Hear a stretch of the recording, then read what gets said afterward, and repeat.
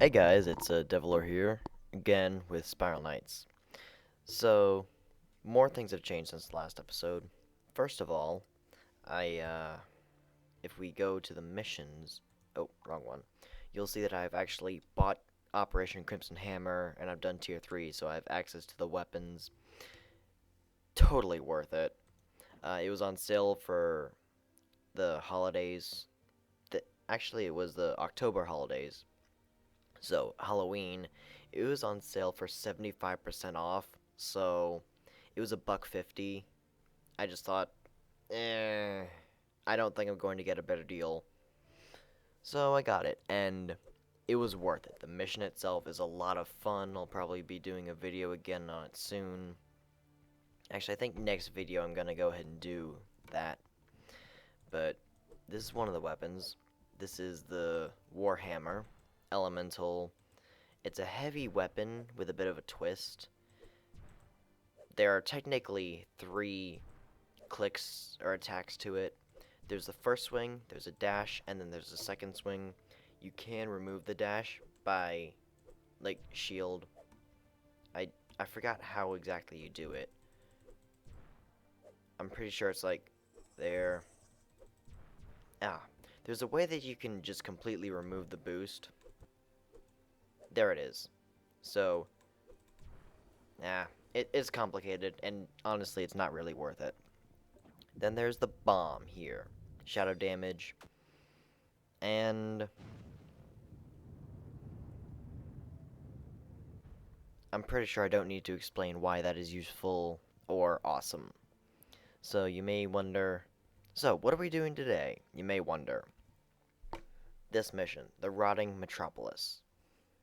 Wait, why are we doing this mission? What's so special about this mission? And why are you doing it on Elite when you very clearly already done it? Because I don't care what anyone else says. Before you, this is of course before you get to Lord Vanaduke. This is the best way to farm for radiant fire crystals and elite orbs of alchemy.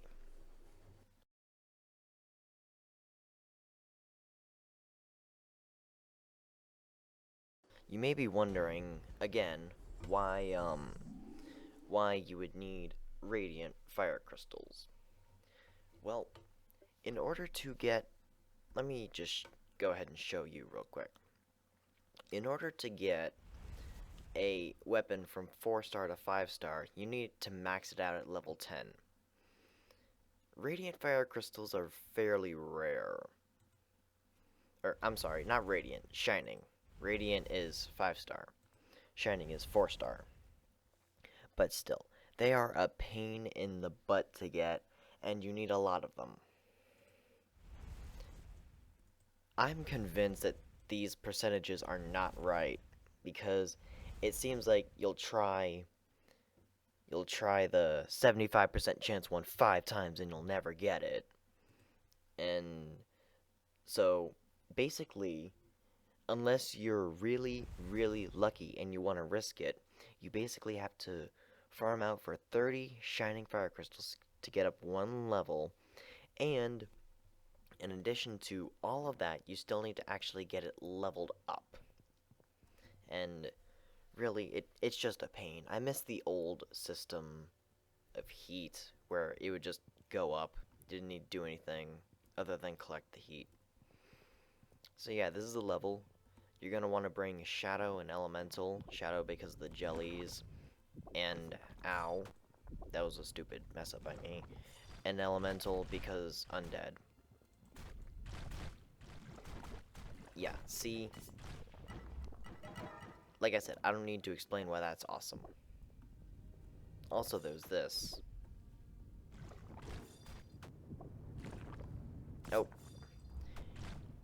He broke through my defensive and impenetrable wall that I accidentally poked a hole in on my own. Little tip, if you're standing right next to the wall and they attack, they can and will hit you. So, just keep that in mind. So, yeah, this is the Rotting Metropolis. A lot of poison, so if you want to bring some of that, resist, that'd be cool. I mean, I don't know why I'm saying it like that. It it helped you out a lot. So, yep, just normal combat here. Don't really have anything to say about it. You may be wondering why I'm using a shadow weapon right now on these undeads. Honestly, any damage is good damage, and these bombs are probably some of the best for just general AoE. Even if it's not doing a whole lot, it can still keep them at bay and deal damage. And like I said, any damage is good damage because damage means that they have less health, and less health means that they're becoming less of a threat. So, getting off of the actual gameplay, how are you guys? How was your holidays and Christmas and Kwanzaa or Hanukkah or whatever it is that you celebrate? So, happy.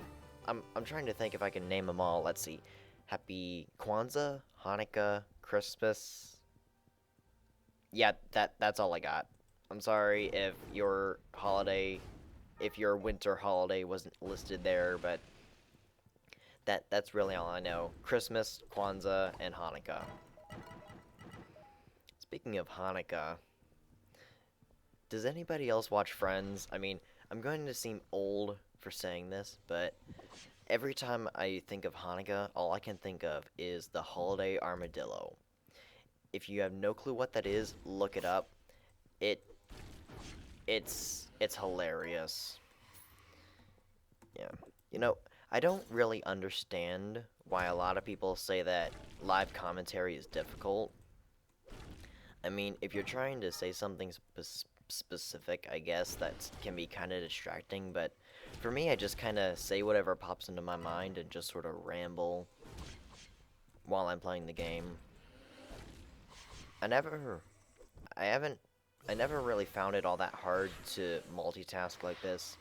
Although then again, I have had a lot of practice because my sister and I, we always, well, not always, but we play a lot of video games together, so it's like half of my brain has learned to focus on the game itself, and the other half has learned to focus on the conversation, which in this case is a one-way conversation because you can't actually respond to me when I'm recording this. Oh, by the way, I'm recording this at, I think it's 11:45-ish New Year's Eve. I had hoped to get this done earlier, but I was busy playing Destiny. Oh man, I got that for Christmas. Originally, I didn't think that I would like it all that much, but I've been playing it basically non-stop. Like every chance that I get, I've been playing Destiny, and it's so much fun. Admittedly, there are parts that just annoy the crap out of me. Cough. Vault of Glass. Story mode. I don't care what anybody says. Vault of Glass is horrible. And I'm not actually talking about the strike. I'm talking about when you go to it in story mode. And yes, you do visit it in story mode. The first time, it's pretty simple. Just part of the main story. No add-ons needed or anything like that. You're going in to stop robot dudes.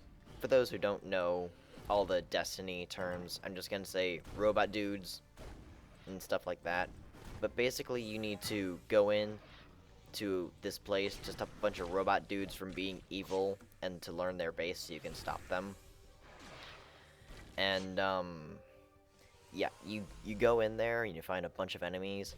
And first time I got in there, I saw you get, like, this notification that's, like, this guy just calling you and saying, like, just calling you up and letting you know, just, hey, dude, there's these things. They're dangerous. Take them out. So, I thought, yeah, okay. So I started working my way towards them, and, I forgot exactly what they're called, but, whatever they are, they're like these golden shiny square things that are just floating in the middle of the air. And I thought, okay. I know he said it'd be quick, but they never actually mean that in game, so I'll just take my time, take out the enemies, do it at my leisure, basically. So, I'm working my way through, I'm having some fun, and then, and then, and then, I just die. For absolutely no reason at all, I just die.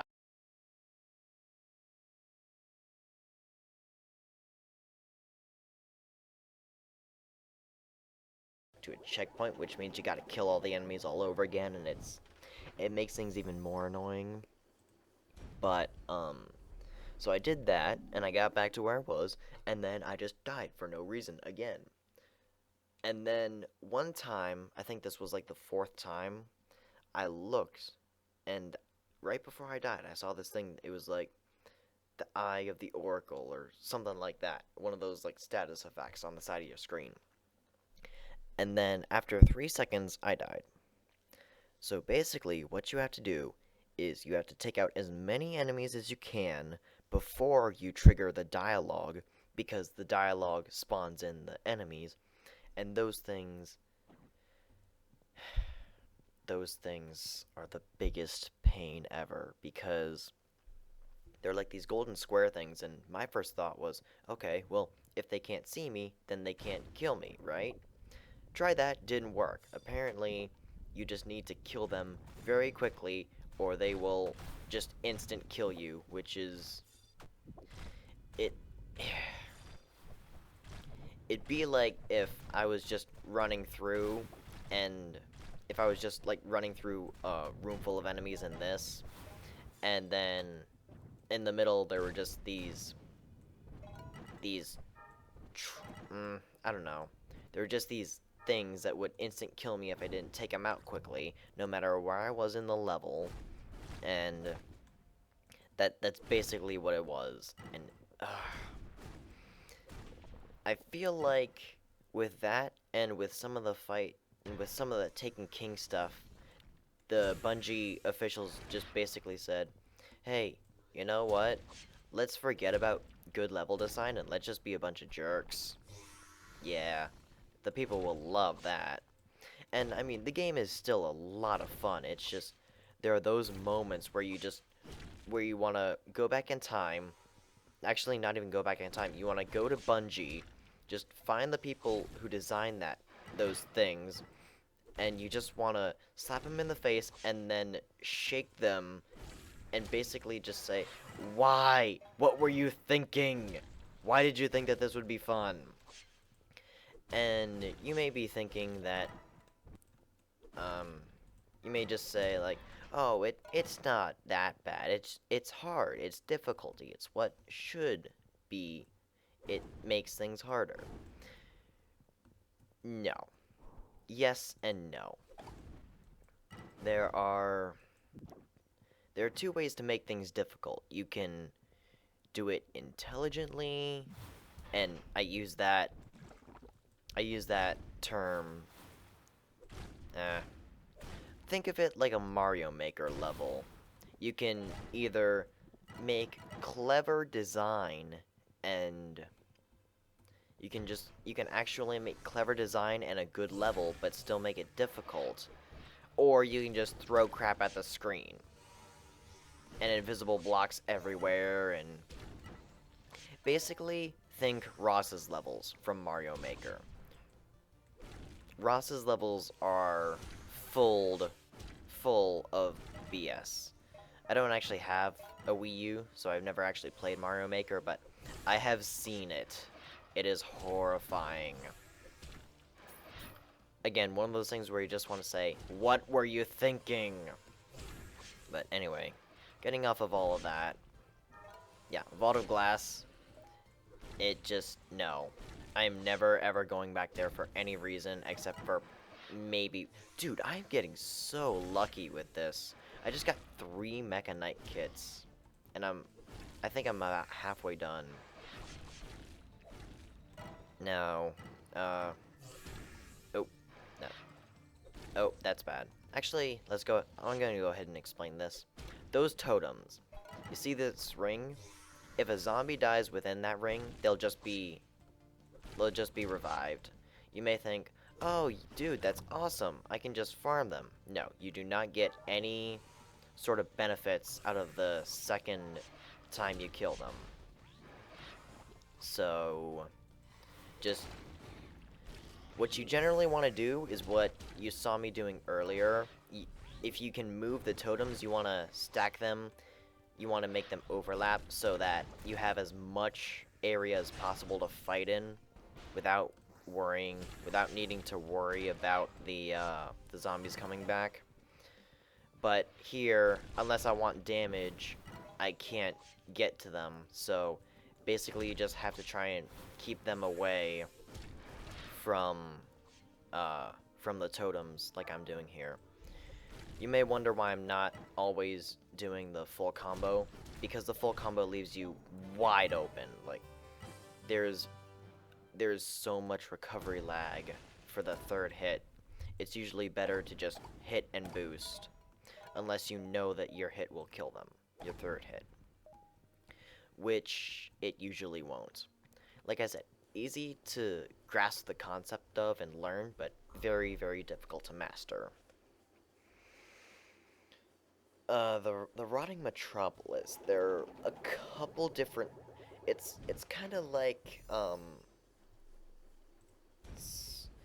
trying to find a way to describe it. I'm pretty sure this has like a couple different layouts that it cycles through every time you do it. But like I said, this is the best place to get the fire crystals that you need.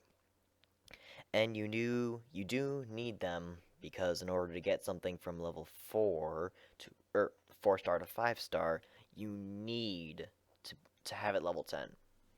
And since level 10 is the max, yeah. It's a pain. And I know I've said this before, but I miss the old version. This is just dead end. Old version was, I'm talking about like way back in the day, where you used energy to go down elevators and oh, I'm trying to think of what it was. And you could actually use health to revive people. Like you give up half your health to revive them. And there's actually an achievement for reviving someone where both of you have basically half a hit point left. So basically, anything, if something sneezes on you, you die. It was, and also, just actually, I'm gonna stop talking about it. But actually, my guildmaster, Solotron, um, he he's ac he's actually a Spiral Knights YouTuber.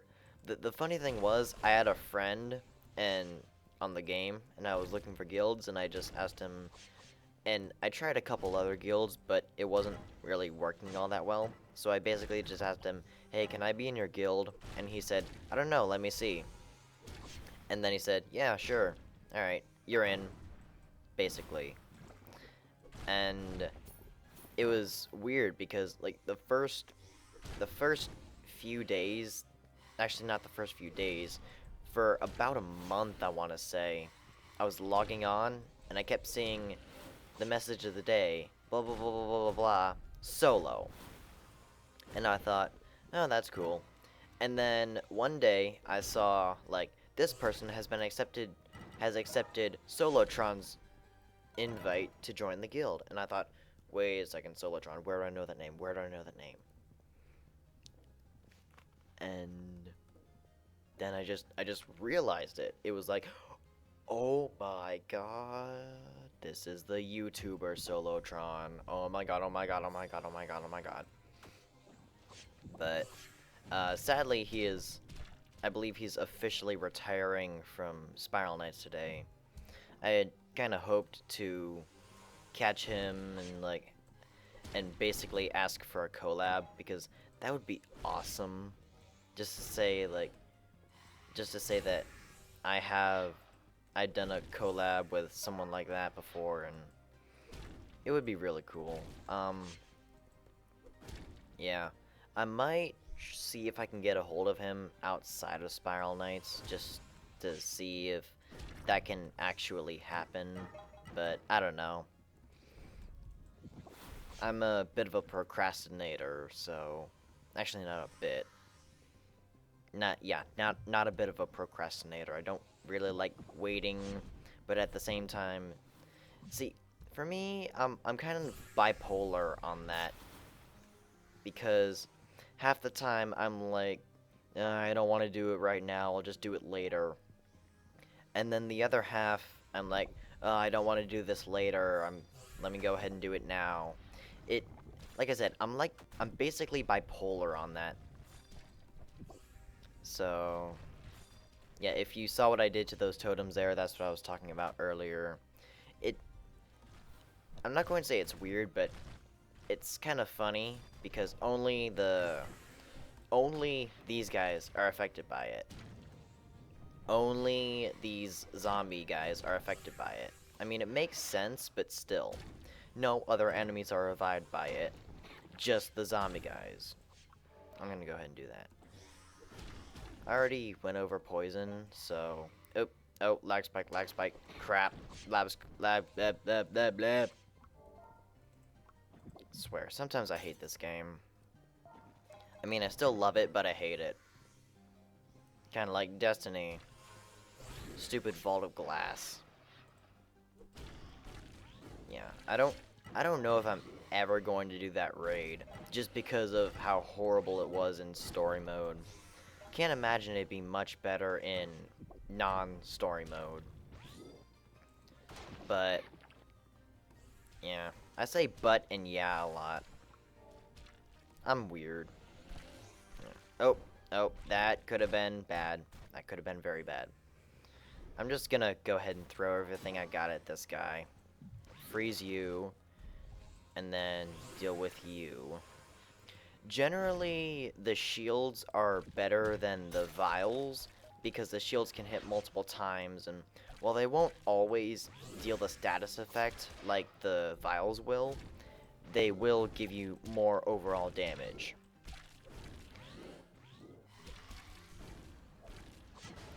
So, that's about it. I don't have a whole lot more to say on this. Yeah, this is the last fight of the level, so don't be afraid to just throw everything you have at it. This stupid slime guy is a pain in the ass to deal with, but he's just because of these poison clouds. They don't always poison you, but when they do, yeah, 11, actually I think it was like 13 seconds of poison. So this is where the bombs really come in handy, because you can basically just set it up so that you're hitting him 2 or 3 times, so that you're hitting him with 2 or 3 bombs. And yeah, like I said, I don't think I need to explain why these bombs are awesome. They just are. And because they're honestly, they're best used either in a group with 4 people or solo, because if everyone has them and they're all using it at the same time, then let's be honest, nothing's getting out of that without damage. Everything's going to be pretty damaged, and it's good in single player because you know where they're going to be going because there's only one person to focus on. So yeah, that was that was the that was the best way to farm for shining fire crystals in the game. Oh, and also 5 minutes late, but Happy New Year, yay! Like I said, I'd planned to film this earlier, and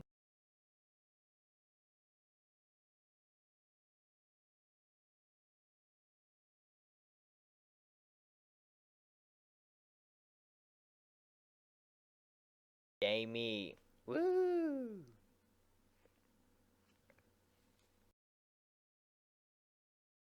Shit. Fucking damn it.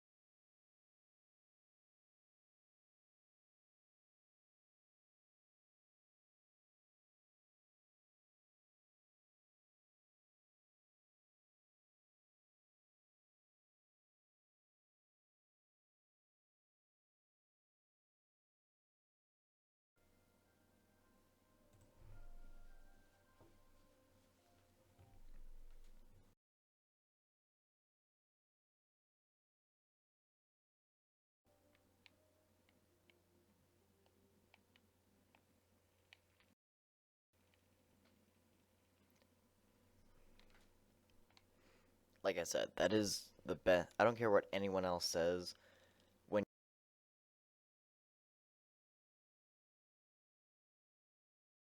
fire crystals, which, as I said, you need. Well, that and elite, or not. I keep saying elite, but it's eternal orbs of alchemy, both of which you need to get your 4-star stuff to 5-star stuff. I find that kind of funny that it seems like the rarest of all of the orbs are the elite orbs. Advanced orbs are usually cheap enough that it's not too much trouble if you just want to buy them. And even then, they can be found fairly often, and you get plenty of them from missions to get basically what you need. And eternal orbs, there's so many places. It's ridiculous. And elite orbs, they're such a pain because it's like I said, it seems like they're rarer than the eternal orbs, which is ironic because the eternal orbs are 5-star and the elites are 4-star. Maybe it's just there are more places that are easily accessible that drop elite orb or eternal. I keep mixing them up. It's driving me crazy. But like I was saying, maybe there are more places that drop eternal orbs. Maybe elite orbs actually are rarer. I don't know. But either way,